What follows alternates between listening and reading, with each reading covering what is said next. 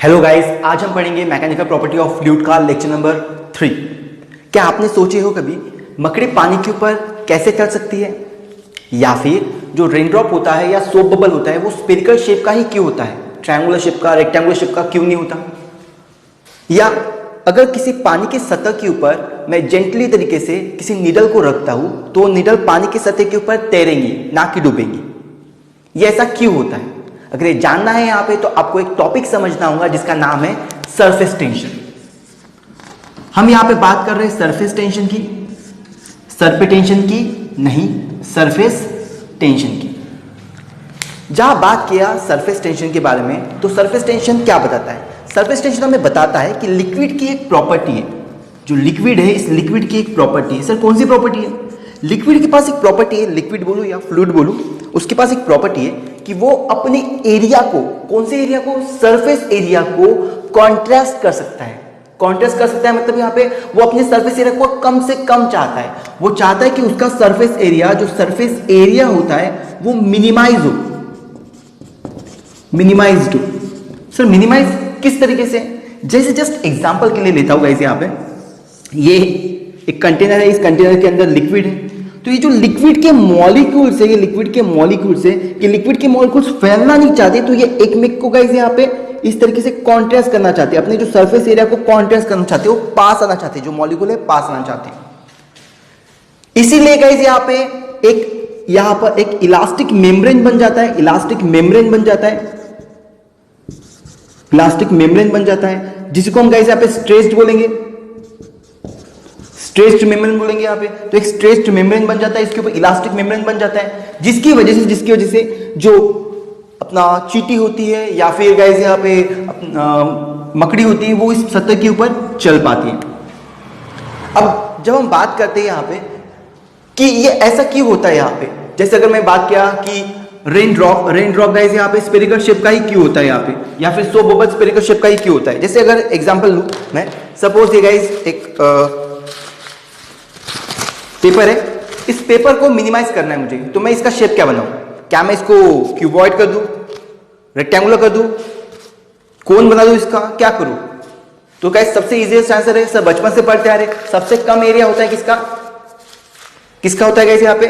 Sphere का। तो sphere का सबसे कम एरिया होता है यहाँ पे, दैट्स वाई हम क्या करते हैं यहाँ पे, दैट्स वाई जो हमारी रेन होती है, रेन किस शेप का होती है यहाँ पे? स्फेरिकल शेप का होता है। ये चाहती है अपने एरिया को मिनिमाइज करना चाहती है, कॉन्ट्रास्ट करना चाहती है, और कॉन्ट्रास्ट करने के लिए इसको अपने सभी मॉलिक्यूल्स को गाइस यहाँ पे पास में लाना होगा। दैट्स वाई रेन ड्रॉप, या फिर हम ब्रश लेते हैं, ब्रश को जब हम पानी से निकालते हैं तो उसका शेप, ब्रश पहले अगर खुला होगा तो पानी से निकालने के बाद में वो गाइस यहाँ पे इस तरीके से शेप बन जाता है, उसका ट्रायंगुलर शेप बन जाता है। यहाँ पे वो खुद के एरिया को कॉन्ट्रास्ट करता है, क्योंकि मॉलिक्यूल के पास एक प्रॉपर्टी होती है गाइस यहाँ पे, वाटर के मॉलिक्यूल के पास, लिक्विड के मॉलिक्यूल के पास एक प्रॉपर्टी होती है कि वो अपने एरिया को मिनिमाइज कर सकता है यहाँ पे। दैट्स वाई हम देखते हैं कि रेन जो होती है या फिर सोप बबल होते हैं, ये सभी स्फेरिकल शेप के होते हैं, ना कि रेक्टेंगुलर और ट्रायंगुलर शेप के होते हैं। उसी तरीके से जो हमारी मकड़ी होती है, वो मकड़ी गाइस जानती है अच्छी तरीके से, मकड़ी को मालूम है गाइस यहाँ पे, ये इस प्रॉपर्टी को जानती है, कौन से, कि पानी के पास एक मेम्ब्रेन होता है गाइस यहाँ पे, जिसको बोलेंगे stretch elastic membrane. Stretch elastic membrane के ऊपर वो चल सकती है। कैसे चल सकती है? क्योंकि गाइस ये स्ट्रेच इलास्टिक मेम्ब्रेन गाइस यहाँ पे मिलकर यहाँ पर एक टेंशन क्रिएट करते हैं। इस टेंशन को हम बोलते हैं सरफेस टेंशन। ऐसे अगर नॉर्मली बोला जाए तो सरफेस टेंशन क्या होता है? सरफेस टेंशन गाइस यहाँ पे अगर मैथमेटिकली बात करूं, सरफेस टेंशन होता है गाइस यहाँ पे आपका फोर्स अपॉन लेंथ, ये होता है सरफेस टेंशन। सरफेस टेंशन को टी से शो करते हैं गाइस यहाँ पे, कुछ बुक में एस से भी शो किया गया है यहाँ पे। तो टी या फिर एस ये सरफेस टेंशन कहलाएगा। सरफेस टेंशन होता है फोर्स पर यूनिट लेंथ, बराबर है यहाँ पे। मोर एक्यूरेटली अगर मैं बोलूं क्या होता है सरफेस टेंशन, तो सरफेस टेंशन को मैं बोलूंगा ये होता है perpendicular force. Sir perpendicular force क्यों? क्योंकि गाइस अगर मैं बात लेता, सपोज सिंपल सी ये है आपका लिक्विड कंटेनर है, इस लिक्विड कंटेनर के अंदर एक मैंने नीडल रखा, ये ऐसी नीडल रखा। अब ये नीडल कैसे है गाइस यहाँ पे, 3D के सोचने का यहाँ पे। अब इधर एक मॉलिक्यूल है, इधर एक मॉलिक्यूल है, इधर एक मॉलिक्यूल है, इधर एक मॉलिक्यूल है, इधर एक मॉलिक्यूल है, इधर एक मॉलिक्यूल है। ये मॉलिक्यूल इसको अपनी तरफ खींचता है, ये मॉलिक्यूल इसको अपनी तरफ खींचता है, ये मॉलिक्यूल अपनी तरफ खींचता है, इस तरीके से। तो यहाँ पर क्या आ रहा है गाइस यहाँ पे, यहाँ पर एक इलास्टिक मेम्ब्रेन बन गया, ठीक है। एक इमेजिनरी लाइन हमने कंसीडर की है, इलास्टिक मेम्ब्रेन बन गया। इस इलास्टिक मेम्ब्रेन पे यहाँ पर हर जगह पे फोर्स आ रहा, वो इस लेंथ को कैसा है? परपेंडिकुलर है यहाँ पे। वो इस लेंथ को कैसा है यहाँ पे परपेंडिकुलर है। तो एक इलास्टिक मेम्ब्रेन आ गया, वो इस लेंथ को परपेंडिकुलर है। तो मैं बोलूंगा गाइस यहाँ पे आपका यहाँ पे टेंशन क्या डेफिनेशन क्या बनेगी मैथमेटिकल टेंशन की डेफिनेशन होगी ये जो परपेंडिकुलर फोर्स है जो नॉर्मल फोर्स है वो परपेंडिकुलर फोर्स मतलब perpendicular force per unit length ये हो गया आपका सरफेस टेंशन हो गया गाइस यहाँ पे। तो सरफेस टेंशन, अब सरफेस टेंशन कुछ फैक्टर्स के ऊपर डिपेंड करता है। उन फैक्टर्स को अगर हम समझ लेते हैं यहाँ पे तो हमारे सरफेस टेंशन की डेफिनेशन अच्छे से कवर हो जाती है। यहाँ पे उन फैक्टर्स को पढ़ते हैं, मैं इसको मिटा देता हूं, उन फैक्टर्स को पढ़ते हैं।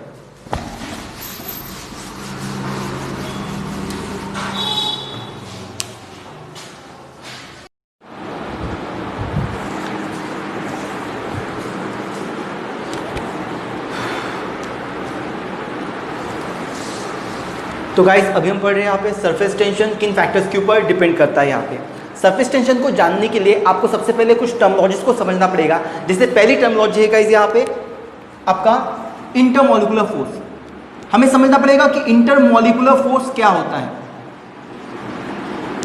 इंटरमॉलिक्यूलर फोर्स के बारे में बात करेंगे। जैसे हम जानते हैं अच्छी तरीके से कि दो मॉलिक्यूल्स के बीच में फोर्स ऑफ अट्रैक्शन होता है। ओके, ये अट्रैक्शन दो कैटेगरी में डिवाइड किया जाता है। यहाँ पे जो इसकी पहली कैटेगरी होती है यहाँ पे ये होती है कोहेसिव फोर्स और इसकी दूसरी कैटेगरी होती है यहाँ पे अडेसिव फोर्स। जहां पे बात किया मैंने कोहेसिव फोर्स के बारे में, आप जहां पे देख रहे हो को का मतलब गाइस क्या होता है सेम और एड का मतलब होता है गाइस यहाँ पे डिफरेंट। तो नाम से ही पता चलता है गाइस यहाँ पे कोहेसिव फोर्स क्या होता है the force of attraction between two molecules of same substance is called as cohesive force. And what is adhesive force the force of attraction between two different molecules of same substance is called as adhesive force. मतलब अगर same substance के molecule है, जैसे example लिया मैंने, ये oxygen है ये ऑक्सीजन है, ये दोनों सेम सब्सटेंस है सेम मॉलिक्यूल्स है गाइस यहाँ पे दोनों है। तो O2 हुआ, O2 का किससे जुड़ा होगा कौन से फोर्स से तो कोहेसिव फोर्स से। ये H2O का मॉलिक्यूल है, ये H2O का मॉलिक्यूल है, दो पानी के मॉलिक्यूल एक में से जुड़े हैं कौन से फोर्स से कोहेसिव फोर्स से। तो कोहेसिव फोर्स गाइस सॉलिड में स्ट्रॉन्गर रहता है और लिक्विड में उससे थोड़ा कम और सबसे कम रहता है गैसेस में। जहां पे बात किया अगर सपोज मैं बात किया ये मार्कर है, ये मार्कर गाइस बना किससे है गाइस यहाँ पे तो प्लास्टिक से बना है। प्लास्टिक के जो मॉलिक्यूल है एक मॉलिक्यूल का दूसरे मॉलिक्यूल के साथ जो कोहेसिव फोर्स है वो बहुत ज्यादा स्ट्रांग है, दैट्स व्हाई इसको एक परमानेंट शेप मिला। तो सॉलिड का पर्टिकुलर शेप, सॉलिड का permanent shape because cohesive force solid में सबसे ज्यादा होता है उसकी वजह से होता है। अब इंटरमॉलिक्यूलर फोर्स में अगर मैं आता हूं अडेसिव फोर्स के ऊपर, तो अडेसिव फोर्स होता है force of attraction between two molecules of different substance, दो डिफरेंट सब्सटेंस के बीच में। जैसे मैं बात किया सर बचपन से हम देखते आ रहे हैं यहाँ पे बोर्ड के ऊपर चॉक से लिखते हैं। अब सर चॉक बोर्ड के ऊपर कैसे चिपकता है और चिपकने के बाद मिट भी जाता है, मतलब चॉक चिपकता है लेकिन उतने फोर्स से नहीं चिपकता। चॉक एक अलग सब्सटेंस है, बोर्ड एक अलग सब्सटेंस है। मार्कर की इंक इसके ऊपर पूरा का पूरा चिपकती नहीं है क्योंकि मार्कर की इंक और ये जो बोर्ड है इनमें जो फोर्स ऑफ अट्रैक्शन है ये बहुत ज़्यादा वीक है। दैट्स व्हाई गाइस यहाँ पे ये मार्कर की इंक इस बोर्ड के ऊपर किस फोर्स से चिपकी हुई है कोहेसिव की अडेसिव, इट्स अडेसिव फोर्स। तो अडेसिव फोर्स गाइस और कोहेसिव फोर्स। बच्चे मुझसे पूछते गाइस यहाँ पे सर पानी की सतह के ऊपर लिक्विड का ड्रॉप जो होता है गाइस यहाँ पे या फिर कोई दूसरा लिक्विड पानी की सतह के ऊपर कभी फैल जाता है तो कभी फैलता नहीं है, ऐसा क्यों होता है गाइस? लिक्विड का ड्रॉप मतलब पानी की सतह के ऊपर गाइस कोई भी अगर दूसरा लिक्विड डालते हैं यहाँ पे तो वो फैल सकता है। वो फैलेगा तब जब गाइस यहाँ पे अडेसिव फोर्स ज्यादा होगा। अगर उसमें कोहेसिव फोर्स ज्यादा है, उस मॉलिक्यूल में कोहेसिव फोर्स ज्यादा है तो वो खुद को कॉन्ट्रास्ट कर लेगा। इसके पहले मैंने बताया यहाँ पे कि कोहेसिव फोर्स अगर ज्यादा रहेगा तो खुद को कॉन्ट्रास्ट कर लेगा और खुद का शेप एक स्फेरिकल फॉर्म में वो बनाएगा। पर अगर गाइस यहाँ पे कोहेसिव फोर्स ज्यादा नहीं है तो पानी के सतह के ऊपर छा जाएगा, ओके, उसके ऊपर फैल जाएगा। तो ये होता है गाइस यहाँ पे इंटरमॉलिक्यूलर फोर्स। ये टर्मिनोलॉजी आपको समझ में आई? समझ में आया? इंटरमॉलिक्यूलर फोर्स हर एक मैटर में इंटरमॉलिक्यूलर फोर्स होता है, ये आप जानते हो अच्छी तरीके से। इंटरमॉलिक्यूलर फोर्स के बाद में एक टर्मिनोलॉजी और पढ़नी है जिसका नाम है guys range of attraction. Range of attraction, तो रेंज ऑफ अट्रैक्शन को देख लेते। रेंज ऑफ अट्रैक्शन क्या होता है सर? रेंज ऑफ अट्रैक्शन क्या होता है? अगर मैं बात किया सपोज यहां पर एक लिक्विड लिया, इस लिक्विड के अंदर इस कंटेनर के अंदर अलग अलग मॉलिक्यूल्स है। ये एक मॉलिक्यूल है, इस मॉलिक्यूल का नाम दे देता मैंने ए, तो ये जो मॉलिक्यूल है, ये मॉलिक्यूल अपने आजू में, अपने बाजू में, अपने आगे, अपने पीछे, आए बाएं दाएं, हर जगह से किससे घिरा हुआ है ये मॉलिक्यूल? पानी से। तो अगर ये मॉलिक्यूल किसी दूसरे मॉलिक्यूल को गाइस यहाँ पे क्या करेगा? ओके, अट्रैक्ट करेगा। अट्रैक्ट करने के लिए इसके पास एक रेंज होती है। रेंज होती है मतलब उतनी रेंज में आया तो ही अट्रैक्ट कर पाता है। जैसे अगर मैं बात किया, मेरा आवाज इस रूम के बाहर नहीं जा रहा होगा, तो ये मेरी रेंज हुई। तो वैसे ही यहाँ पे इस स्फीयर की अपनी रेंज होती है। इस रेंज को हम बोलते हैं रेंज ऑफ अट्रैक्शन बोलते हैं। ये रेंज 10⁻⁹ मीटर होती है, नैनोमीटर होती है, 10⁻⁹ नैनोमीटर होती है। इसकी रेंज में अगर कोई दूसरा आता है, मॉलिक्यूल आता है यहाँ पे, तो ये क्या करता है? उसको अट्रैक्ट कर लेता है। यहाँ पे क्लियर रहेगा? तो अट्रैक्ट कर लेता है। ये जो स्फीयर मैंने यहाँ पे ड्रॉन किया, इसको गाइस यहाँ पे इमेजिनरी स्फीयर बोलेंगे। यहाँ पे इमेजिनरी स्फीयर, और इस कॉन्सेप्ट में इसका नाम दिया गया है यहाँ पे sphere of influence. Sphere of influence sir, sphere of influence क्या होता है? स्फीयर ऑफ इन्फ्लुएंस मतलब वो इमेजिनरी स्फीयर जिसके अंदर कोई दूसरा मॉलिक्यूल आया तो उसको पकड़ लेगा बाय कोएसिव फोर्स। ठीक है, उसको पकड़ के रखेगा यहाँ पे, उसके रेंज में नहीं रहेगा तो गाइस ये उसको पकड़ेगा नहीं, ये उसमें अट्रैक्शन बहुत कम रहेगा यहाँ पे। तो ये होता है रेंज ऑफ अट्रैक्शन होता है गाइस यहाँ पे। रेंज ऑफ मॉलिक्यूलर, सॉरी यहाँ पे एक वर्ड चाहिए था, molecular attraction, range of molecular attraction. तो what is range of molecular attraction? It is the maximum distance up to which intermolecular force is effective. जहां तक ये वो मैक्सिमम डिस्टेंस होता है, आप इसको रेडियस आर भी बोल सकते हो गाइस यहाँ पे। ये वो मैक्सिमम डिस्टेंस होता है जहां पर इंटरमॉलिक्यूलर फोर्स अफेक्टिव रहता है, उसके बाहर नहीं रहता होगा, उतना अफेक्टिव नहीं रहता, लेकिन यहां तक रहता है। इसकी रेंज होती है 10⁻⁹ मीटर। इसके बाद में ये जो होता है गाइस यहाँ पे, इसको हम गाइस यहाँ पे बोलते हैं फ्रेम बोलते हैं। यहाँ पे ये जो फ्रेम रहेंगे गाइस यहाँ पे, ये हमारी फ्रेम हो जाएंगे यहाँ पे। ओके, इस फ्रेम में आप इसको गाइस यहाँ पे सरफेस फिल्म बोल सकते हैं। उसको कुछ बुक में सरफेस फिल्म भी लिखा है गाइस यहाँ पे। तो ये सरफेस की फिल्म है। इस सरफेस की फिल्म के ऊपर आपको दो मीडियम दिखते हैं। एक ऊपर दिखता एयर, नीचे दिखता वाटर। तो दो मीडियम दिखते एयर वाटर। अब यहां पर भी कुछ मॉलिक्यूल होते होंगे यहाँ पे, तो उनके वजह से किस तरीके से सरफेस टेंशन क्रिएट होता है वही तो हमें समझना है। तो होप सो आपको ये समझ में आया होगा। जो टर्मिनोलॉजीज मैंने समझाया बहुत बड़ी बड़ी टर्मिनोलॉजी नहीं है, कुछ ही टर्मिनोलॉजी एग्जामिनेशन में पूछी जाती है। पहली है इंटरमॉलिक्यूलर फोर्स ऑफ अट्रैक्शन, जिसमें मैंने बताया कि दो कैटेगरी में डिवाइड होता है, एक कोएसिव फोर्स, एक एडिसिव फोर्स। दूसरा है गाइस यहाँ पे आपका रेंज ऑफ मॉलिक्यूलर अट्रैक्शन, और दूसरा है इंटरमॉलिक्यूलर फोर्स ऑफ अट्रैक्शन। तीसरी है गाइस यहाँ पे स्फीयर ऑफ इन्फ्लुएंस। इन तीन ही चीजों के ऊपर एग्जामिनेशन में पूछा जाता है। तो ये हमने देख लिए। अब हम देखते गाइस यहाँ पे कि ये वर्क कैसे करता है, सरफेस टेंशन क्रिएट कैसे होता है यहाँ पे।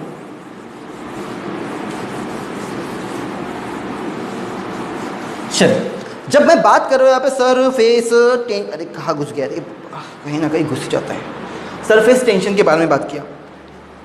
हम जानते हैं यहाँ पे सरफेस टेंशन को समझाने के लिए गाइस यहाँ पे मैं मॉलिक्यूलर गाइस यहाँ पे मॉलिक्यूलर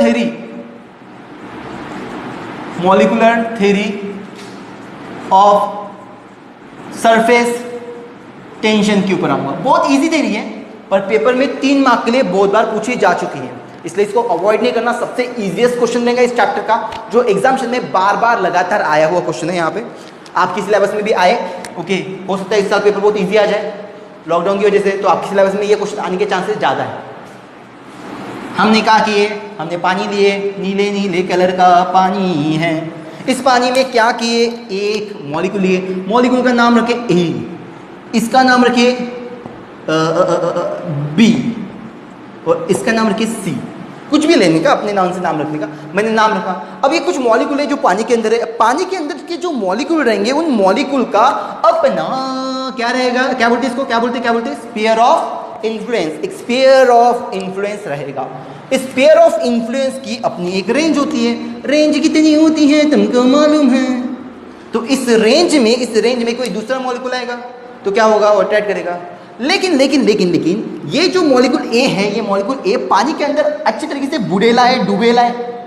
तो इसके ऊपर अगर इधर का मॉलिक्यूल उसको खींचता है तो इधर का मॉलिक्यूल भी इसको खींचेगा, इधर का मॉलिक्यूल उसको खींचता है तो इधर का मॉलिक्यूल भी खींचेगा। और फोर्स एक वेक्टर क्वांटिटी है।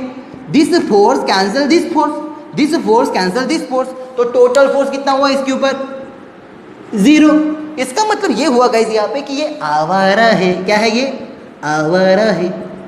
आवारा है मतलब ये कहीं पे भी घूम सकता है गाइस। यहाँ पे ये मॉलिक्यूल ए कहीं पे भी पानी में घूम सकता है, कोई फोर्स ही नहीं अप्लाई हो रहा, नो फोर्स, जीरो फोर्स है उसके ऊपर। अगर जीरो फोर्स रहेगा तो कहीं पे भी जा सकता है बिल्कुल अच्छी तरीके से। तो जीरो फोर्स रहा तो कहीं पे भी जा सकता है गाइस यहाँ पे। वैसे अगर मैं मॉलिक्यूल बी पे ऊपर आता हूँ, यहाँ पे मॉलिक्यूल बी के ऊपर आता हूँ, तो मॉलिक्यूल बी के ऊपर भी जो फोर्स रहेगा वो फोर्स गाइस कैसा है आप खुद ही देखिए यहाँ पे। सर मॉलिक्यूल बी के ऊपर इसको स्फीयर ऑफ इन्फ्लुएंस है, ये स्फीयर ऑफ इन्फ्लुएंस, इसको क्या बोलते हैं? Sphere of influence. ये जो स्फीयर ऑफ इन्फ्लुएंस है, स्फीयर ऑफ इन्फ्लुएंस का ज्यादातर पार्ट कहाँ पे है? अंदर है। ज्यादातर पार्ट कहाँ पर है? अंदर है। और छोटा पार्ट बाहर है। सर छोटे पार्ट में कौन से मॉलिक्यूल? एयर के मॉलिक्यूल। मोटे पार्ट में कौन से मॉलिक्यूल? पानी के मॉलिक्यूल। अब मुझे ये बताओ, पानी मोटा कि एयर मोटा? सर पानी की डेंसिटी बड़ी। अरे पानी भारी होता है ना, पानी की डेंसिटी बड़ी होती है। डेंसिटी बड़ी मतलब मैंने बोला इतने पानी में कितने मॉलिक्यूल, तुमने बोले 100। बोला इतने पानी में इतने एयर में कितने मॉलिक्यूल, तुमने बोले सर 50 भी होंगे। 50 भी नहीं होंगे क्योंकि मॉलिक्यूल की डेंसिटी कम होती है, यहाँ पे ज्यादा होती है। तो ये क्या करेगा? उसको नीचे खींचेगा, ये नीचे आ, यहाँ के जितने भी मॉलिक्यूल होंगे उसको नीचे खींचेगा, नीचे आ। तो इधर इसका जो फोर्स रहेगा कोहेसिव फोर्स, ये कोहेसिव फोर्स ज्यादा स्ट्रांग है। ये पानी का मॉलिक्यूल है, इस पानी के मॉलिक्यूल पर पानी के जो दूसरे मॉलिक्यूल है वो फोर्स लगा रहे, वो ज्यादा लगा रहे। ओके, नीचे खींच रहे, नीचे कर रहे। और ऊपर एयर वाले मॉलिक्यूल भी फोर्स लगा रहे, लेकिन बहुत कम। तो ये ऊपर जाएगा कि नीचे आएगा, बरोबर। ये करम जला पॉइंट सी पूरा का पूरा कहाँ पे? सरफेस की फिल्म पे। अब सरफेस की फिल्म पे रहेगा तो यहाँ पे होगा क्या? सरफेस की फिल्म पे रहने पर इसका ज्यादातर पोर्शन कहाँ पे है?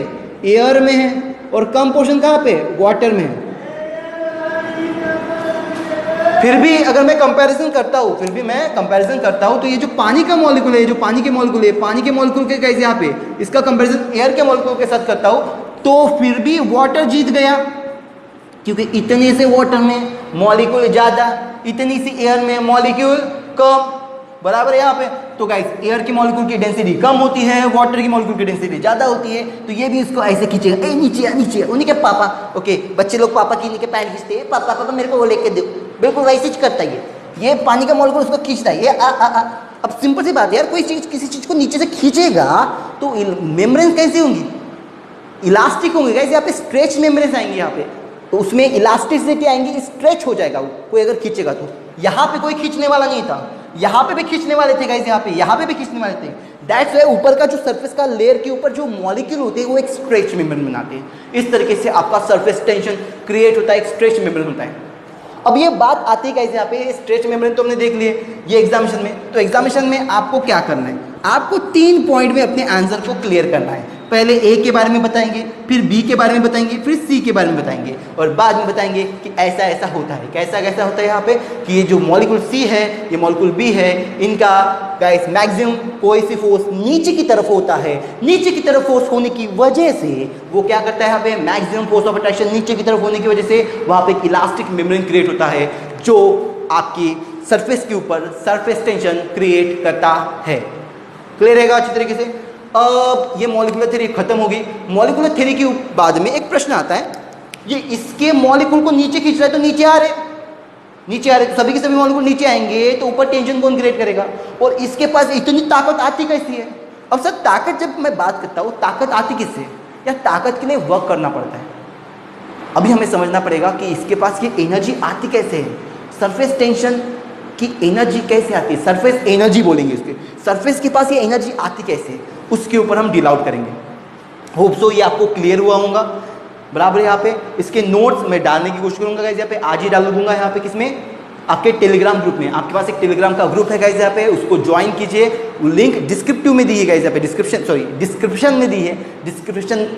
डिस्क्रिप्शन में जाइए, वहाँ पर लिंक लिए, वहाँ पे क्लिक कीजिए। टेलीग्राम का आपके पास अगर ऐप होगा तो टेलीग्राम के ऐप पर आपको पूरे ये मिल जाएंगे। सर व्हाट्सएप का ग्रुप क्यों नहीं बना रहे? व्हाट्सएप के ग्रुप में इसलिए नहीं भेज सकता गाइस यहाँ पे, क्योंकि अगर कोई नया बंदा आएगा तो वो उसको पुराने वाले लिंक्स नहीं मिलेंगे। टेलीग्राम में ये सुविधा उपलब्ध होती है कि वहाँ पर पुराने वाले, कोई नया बंदा भी आता है तो उसको ज्वाइन करके उसको पुराने वाले लिंक्स भी मिल सकते हैं यहाँ पे। होप सो आपको क्लियर हुआ होगा गाइस यहाँ पे। और दूसरी बात, प्लीज़ वीडियो को अपने दोस्तों के साथ शेयर करें जो आपके स्कूल के नहीं होंगे, जो आपके ट्यूशन के नहीं होंगे, यहाँ पे उनको भी शेयर करेगा इसे यहाँ पे, और लाइक करें। प्लीज़ कमेंट्स करें कि आपको टॉपिक समझ में आ रहा है कि नहीं समझ में आ रहा, और आप कौन सा टॉपिक और अच्छे से समझना चाहते हो, कौन सा चैप्टर जल्दी समझना चाहते हो, सो दैट वो चैप्टर में जल्दी जल्दी ला सकूँ। चलिए इसको मिटाते गाइस यहाँ पे।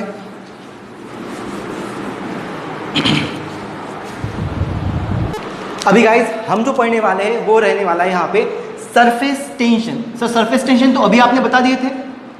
हम सरफेस टेंशन अब तक जितने भी टर्मिनोलॉजीज पढ़े उनके ऊपर एक्सप्लेन करेंगे सरफेस टेंशन होता क्या है करके। जैसे मैंने आपको बताया कि एक लिक्विड का सरफेस था, इस लिक्विड के सरफेस के ऊपर मैंने एक गाइस यहाँ पे एक छोटी सी लेंथ लिया, सपोज इस लेंथ का नाम लेंथ ले लिया L है, डायमेंशन उसका L है गाइस यहाँ पे। तो इस लिक्विड के ऊपर, इस लिक्विड के सरफेस के ऊपर इधर भी मॉलिक्यूल होंगे। ये जो मैंने लाइन लिया, ये लाइन एक पर्टिकुलर कुछ मॉलिक्यूल्स है इसके ऊपर। तो ये मॉलिक्यूल के ऊपर क्या हो रहा कि इधर से भी फोर्स आ रहा और इधर से भी फोर्स आ रहा, इधर से भी फोर्स आ रहा, इधर से भी फोर्स आ रहा। तो इस मॉलिक्यूल के ऊपर जो इस लेंथ के ऊपर जितने भी मॉलिक्यूल है उनके ऊपर गाइस यहाँ पे फोर्स एग्जिट हो रहा। ये जो कोहेसिव फोर्स उसके ऊपर एग्जिट हो रहा, this force per unit length is called as tension. इसी को हम गाइस डिफाइन करते हैं टेंशन, यही हमारा टेंशन होता है यहाँ पे। तो जब सरफेस टेंशन आता है तो सरफेस टेंशन को क्या बोलेंगे यहाँ पे, टेंजेंशियल फोर्स। कैसे फोर्स कैसे रहता है, tangential. The tangential force act on the line, on the imaginary tangential force act on a imaginary line drawn on the free surface of liquid.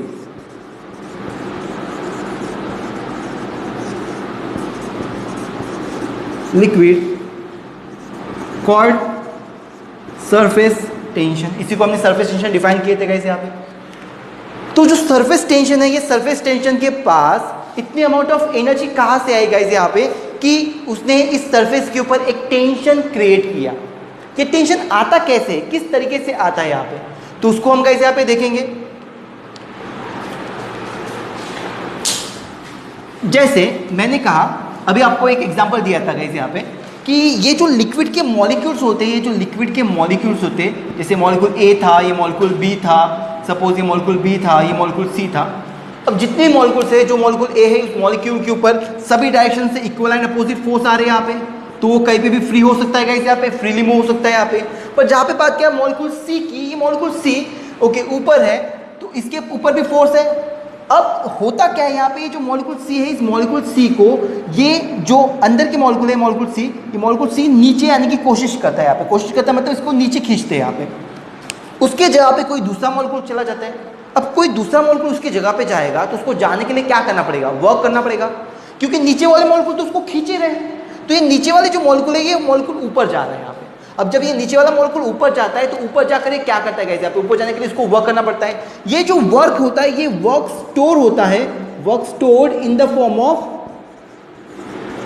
Form of potential energy. Potential energy के form में store होता है। कैसे store होता होगा उसके अंदर, जानती है उसको। यहाँ पे हमने देखे थे गाइस, यहाँ पे ये हम जानते हैं अच्छी तरीके से कि लिक्विड क्या चाहता है, वो चाहता है कि उसका जो एरिया है वो मिनिमाइज रहे, कम से कम है। अब सिंपल सा गाइस, यहाँ पे ज़्यादा नंबर ऑफ मॉलिक्यूल्स रहेंगे तो ज़्यादा एरिया बन जाएगा उसका, लेकिन अगर कम मॉलिक्यूल्स रहेंगे तो गाइस यहाँ पे एरिया उसका कम रहेगा। एरिया उसका कम रहेगा तो गाइस यहाँ पे उसमें स्ट्रेचिंग फोर्स ज़्यादा रहेगा। तो वो लिक्विड चाहता है उसका सरफेस एरिया कम से कम हो। अब सरफेस एरिया कम से कम हो, इसके लिए हमें एक टर्मिनोलॉजी समझनी पड़ेगी, जिसको हम बोलेंगे यहाँ पे सरफेस एनर्जी। सरफेस एनर्जी को समझने से पहले एक न्यूमेरिकल पढ़ लेते हैं यहाँ पे। जैसे यहाँ पर मैंने बात किया, मैं सरफेस टेंशन के बारे में बात कर रहा हूँ यहाँ पे। सपोज आपके बुक का गाइस यहाँ पे 2.4 वाला आई थिंक न्यूमेरिकल है। यहाँ पे न्यूमेरिकल में बोला गया है गाइस यहाँ पे कि एक ट्यूब है, इस ट्यूब का डायमीटर हमें दिया हुआ है यहाँ पे। डायमीटर नहीं, उसका रेडियस दिया है गाइस यहाँ पे। ओके, रेडियस दिया है कुछ 2.4 मीटर के आसपास। तो डायमीटर दिया है गाइस यहाँ पे रेडियस दिया है इसका 10 सेंटीमीटर। अब सेंटीमीटर नहीं चलता, सेंटी को हम मीटर में कन्वर्ट करेंगे, 10⁻⁻² मीटर होता है गाइस यहाँ पे। देन उसके बोला यहाँ पे ये जो ट्यूब में जो लिक्विड है गाइस यहाँ पे, मतलब वाटर है, उस वाटर का सरफेस टेंशन, वाटर का सरफेस टेंशन सभी जानते हो यहाँ पे 0.075 न्यूटन पर मीटर होता है करके। तो हमें बोला इस स्ट्रेच मेम्ब्रेन के ऊपर, ये जो ओके डायमेट्रिकली गाइस यहाँ पे डायमेट्रिकली ये जो स्ट्रेच मेम्ब्रेन है इसके ऊपर कितना फोर्स आएगा, तो हम आराम से निकाल सकते हैं। बोलिए टेंशन क्या होता है, force per unit length. Simple सी बात है यहाँ पे, लेकिन आप कुछ मुझे बताओ यहाँ पे लेंथ ये पूरी होंगी, आपको तो सिर्फ रेडियस दिया है तो आपको क्या करना पड़ेगा, इसको कितने से मल्टीप्लाई करना पड़ेगा, 2 से। तो बोलिए एफ की वैल्यू कितनी हो जाएंगी गाइस यहाँ पे, ये टेंशन दिया है यहाँ पे, तो आपको पूछा है ये कितना फोर्स एक्ट होगा, एफ की वैल्यू पूछा है। एफ टेंशन की वैल्यू कितनी दी, 0.075। लेंथ एल कितना दिया गया यहाँ पे, लेंथ एल दिया है 10 इंटू 10⁻⁻2 इंटू 2। सॉल्व करोगे इसको, 75 2 का गाइस यहाँ पे 150, ये 150 हो जाएगा गाइस यहाँ पे, 75 का डबल हो जाता है गाइस यहाँ पे 150, 150 का ये एक 0 आ जाएगा इंटू 10⁻⁻2। और ये पॉइंट कितना संख्या पहले था, 1 2 3, 3 संख्या पहले पॉइंट था, तो ये हो जाएगा 1.5 इंटू 10⁻⁻2। ओके, आपने क्या निकाले, फोर्स निकाले, एफ निकाले यहाँ पे, तो एफ हो जाएगा गाइस यहाँ पे आपका न्यूटन। तो इतना फोर्स इस स्ट्रेच मेम्ब्रेन के ऊपर आ रहा है यहाँ पे, क्लियर रहेगा, इतना फोर्स इस स्ट्रेच मेम्ब्रेन के ऊपर इधर इधर इधर इधर से एक्ट हो रहा है। अब हम आते हैं जो नई हमारी टर्मिनोलॉजी रहेंगी गाइस यहाँ पे, वो रहेंगी हमारी सरफेस टेंशन वाली, सरफेस टेंशन, सरफेस एनर्जी को, सरफेस एनर्जी को जान लेते हैं क्या होता है सरफेस एनर्जी करके। ओके जान लो यहाँ पे, जैसे अगर मैं बात करता हूँ यहाँ पे वाटर का सरफेस टेंशन कितना है गाइस यहाँ पे, 0.075 है गाइस यहाँ पे। उसी के तरीके से अगर मैंने बात किया सपोज मर्क्यूरी का, ओके मर्क्यूरी का कितना है गाइस यहाँ पे, 0.4355 है यहाँ पे। ओके, ये न्यूटन पर मीटर स्क्वायर एसआई यूनिट रहेगा, मीटर न्यूटन पर मीटर, ये भी क्या रहेगा इसका एसआई यूनिट रहेगा। तो वाटर का हमें मालूम है, मालूम चाहिए है नहीं, मालूम चाहिए हमें वाटर का, हमें सरफेस टेंशन मालूम चाहिए, मर्क्यूरी का हमें सरफेस टेंशन मालूम चाहिए यहाँ पे। देन गाइस यहाँ पे सोप सोल्यूशन का कितना होता है गाइस यहाँ पे, सबसे गाइस यहाँ पे इजी है सोप सोल्यूशन का 0.025 यहाँ पे न्यूटन पर मीटर। देन आता है गाइस यहाँ पे आपका आता है ग्लिसरीन आता है यहाँ पे, ग्लिसरीन आता है 0.063 न्यूटन पर मीटर यहाँ पे। ये सभी सरफेस टेंशन है गाइस यहाँ पे कुछ चीज़ों के, जिनके ऊपर हमारे एग्जामिनेशन में 1 to 1 या 2 मार्क के क्वेश्चन बनते हैं। जैसे आप सोचो, खुद ही सोचो यहाँ पे वाटर का सरफेस टेंशन कितना है 0.75 और सोप सोल्यूशन का कितना है 0.25। मतलब सर वाटर का सरफेस टेंशन सोप के सरफेस टेंशन से ज़्यादा है, ठीक है। सरफेस टेंशन ज़्यादा रहेगा तो क्या होगा, पानी, अगर पानी का सरफेस टेंशन ज़्यादा है तो जो कपड़े हैं इस कपड़े के ऊपर अगर पानी आता है, पानी मतलब पानी से अगर हम कपड़े धोएंगे तो पानी एक मेम्ब्रेन बनाएगा, एक कवर हो जाएगा, एक इलास्टिक मेम्ब्रेन बनाएगा, जिसकी वजह से पानी उन पोर्स में नहीं जा पाएगा जहाँ पे मैला है, गंदगी है यहाँ पे। इसलिए गाइस यहाँ पे हम डिटर्जेंट का इस्तेमाल करते हैं, वीन अलग अलग डिटर्जेंट का इस्तेमाल करते हैं, या साबुन का इस्तेमाल करते हैं। क्या करते हैं साबुन गाइस एक सॉल्यूशन बनाते हैं जिसका गाइस यहाँ पे सरफेस टेंशन 0.025 है, कम है, वाटर से कम है। तो ये पानी के टेंशन को तोड़कर उस टेंशन को इतना क्रिएट करते हैं 0.025। अब ये टेंशन गाइस यहाँ पे क्या कर सकता है, ये एक इलास्टिक, ये गाइस यहाँ पे इलास्टिक मेम्ब्रेन नहीं बनाएगा, ये एक सीधा मेम्ब्रेन नहीं बनाएगा, ये क्या करेगा उस पानी को, ओके मतलब डिटर्जेंट का जो पानी है उस पानी को उस पोर्स के अंदर, जो कपड़ों के अंदर पोर्स होते हैं उनके अंदर गाइस यहाँ पे जाने के लिए मदद करेगा ताकि वहां से गंदगी निकाल सके। एक्चुअल में गंदगी तो वहीं पे होती है ना, अंदर में यहाँ पे, तो वहां पर गाइस जाएगा और उस गंदगी को निकालेगा। उसी तरीके से ग्लिसरीन लगाते हो, कभी ग्लिसरीन लगाते तो क्या होता है, ग्लिसरीन का देखो सरफेस टेंशन 0.063 है गाइस यहाँ पे, ठीक है। ओके 0.063 वाटर के आसपास है गाइस यहाँ पे। तो कहते हैं गाइस यहाँ पे जो पानी है वो पानी गाइस चेहरे पे आ जाए तो नूर के समान काम करता है, वैसे ही ग्लिसरीन है, ग्लिसरीन जब चेहरे पर आ जाता है, यहाँ पे चेहरे पे लगाते हैं तो गाइस यहाँ पे चमकता है, शाइन करता है, क्योंकि एक स्ट्रेच इलास्टिक मेम्ब्रेन बनाता है, यहाँ पे एक प्रोटेक्टिव कवर बनाता है इस तरीके से। तो ग्लिसरीन गाइस यहाँ पे ग्लिसरीन शाइन करता है यहाँ पे। मर्क्यूरी का कितना है गाइस यहाँ पे, सबसे ज्यादा है, सबसे ज्यादा, वाटर से भी ज्यादा। इसलिए वाटर, अगर वाटर रहता है, वाटर क्या करता है यहाँ पे, वाटर एक कंप्लीट स्फेरिकल शेप नहीं बनाता बराबर, यहाँ पे छोटा सा रहेगा तो बना लेगा, ओके, लेकिन इसे बड़ा रहा तो नहीं बनाता। क्यों, क्योंकि गाइस यहाँ पे उसके पास जो कोहेसिव फोर्स है, मतलब उसके पास जो सरफेस टेंशन है वो टेंशन कम है, उसके पास जो मॉलिक्यूल को मिनिमाइज करने की जो ताकत है वो कम है, पर मर्क्यूरी के पास ज़्यादा है। इसलिए मर्क्यूरी को देखो बिल्कुल ऐसे ऐसे छर्रे के समान दिखता है, ऐसे गोल छर्रा दिखता है यहाँ पे, ठीक है। तो ये बातें याद रखना अच्छी तरीके से, इक्का दुक्का क्वेश्चन बनते हैं इन टॉपिक्स के ऊपर, इसकी वैल्यू भी याद रखना 0.075 है, वाटर की तो याद ही रखना 0.075 है करके यहाँ पे, मर्क्यूरी के गाइस यहाँ पे 0.4355 रहेंगे गाइस यहाँ पे, सोप सोल्यूशन की 25 है 0.25 और ग्लिसरीन के 0.063 है गाइस यहाँ पे न्यूटन मीटर, ये वैल्यूज को याद रखना। अपार्ट ऑफ दैट अभी हमने क्वेश्चन पढ़े थे इसके, अब हम देखेंगे सरफेस एनर्जी के टॉपिक को हम कवर करेंगे, सरफेस एनर्जी को समझते हैं।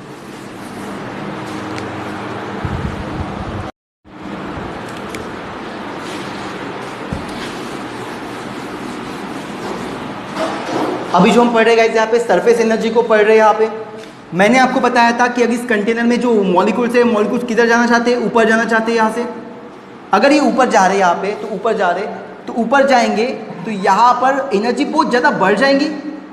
क्यों? क्योंकि नीचे वाला मॉलिक्यूल किसी वर्क डन कर रहा है, अगेंस्ट में वर्क डन कर रहा है। नीचे वाला जो मॉलिक्यूल है गाइस यहाँ पे, ये मॉलिक्यूल वर्क डन कर रहा है, कहाँ पे वर्क डन कर रहा है, ये वर्क डन कर रहा है गाइस यहाँ पे अगेंस्ट द कोहेसिव फोर्स, जो नीचे वाला फोर्स है, जो नीचे खींच रहा है, वो फोर्स के अगेंस्ट में काम कर रहा है। अब काम करेगा तो ये वर्क डन स्टोर होगा, किस फॉर्म में स्टोर होगा, in the form of potential energy. और ये पोटेंशियल एनर्जी कहाँ पे आके स्टोर होंगी, ऊपर के सरफेस के ऊपर, ऊपर के सरफेस के ऊपर आके स्टोर होंगी। तो ये गाइस यहाँ पे क्या हो जाएगा, यहाँ पर एनर्जी बहुत ज़्यादा बढ़ जाएंगी। अब मुझे बताओ कोई भी सिस्टम क्या चाहता है, कोई अच्छा सिस्टम क्या चाहता है, अच्छा सिस्टम चाहता है कि उसकी एनर्जी मिनिमम हो, कम से कम हो, क्योंकि गाइस यहाँ पे मैक्सिमम एनर्जी पे सिस्टम क्या हो जाता है, अनस्टेबल हो जाता है। तो ये नहीं चाहेगा खुद को अनस्टेबल करना, तो ये चाहता है उसकी एनर्जी मिनिमम हो। तो मिनिमम एनर्जी के लिए उसको क्या करना पड़ेगा गाइस यहाँ पे, उसको अपने सरफेस एरिया को, जो सरफेस एरिया में बार बार रिपीट कर रहा हूँ, सरफेस एरिया को उसको क्या करना पड़ेगा, मिनिमाइज करना पड़ेगा। अब ऐसा तो समझ में नहीं आ रहा होगा सर सरफेस एरिया को मिनिमाइज करने से कैसे होगा करके यहाँ पे, कैसे उसके सरफेस एरिया को मिनिमाइज करने पर उसकी एनर्जी कम होगी। ओके, बट इसके बाद में जो डेरिवेशन बताऊंगा, okay, relation between surface tension and surface energy, उसमें आपको क्लियर हो जाएगा कि कैसे एरिया उस एक्स्ट्रा अमाउंट ऑफ एनर्जी को स्टोर करके रखता है यहाँ पे, वो आपको क्लियर होगा। अभी हम देख रहे हैं यहाँ पे कि जो सरफेस एरिया है वो मिनिमाइज करने पर इसकी एनर्जी गाइस क्या होने वाली है, कम होने वाली है। तो यही होती है गाइस यहाँ पे, ये जो extra amount of energy hold करके रखता है ना, यहाँ पे होल्ड करके रखा। ओके, नीचे से मॉलिक्यूल आया, ऊपर आया, एक्स्ट्रा अमाउंट ऑफ एनर्जी को होल्ड करके रखा। ओके, और गाइस यहाँ पे ये क्या चाहता है, अपनी अमाउंट ऑफ एनर्जी कम से कम चाहता है, ताकि यहाँ पे सरफेस टेंशन अच्छा रहे, सरफेस टेंशन अच्छा रहे वहाँ पे, क्लियर है। तो कम एनर्जी चाहता है, इसी को हम बोलेंगे सरफेस एनर्जी बोलेंगे। इस टॉपिक को खत्म कर रहा हूँ यहीं पे। ओके।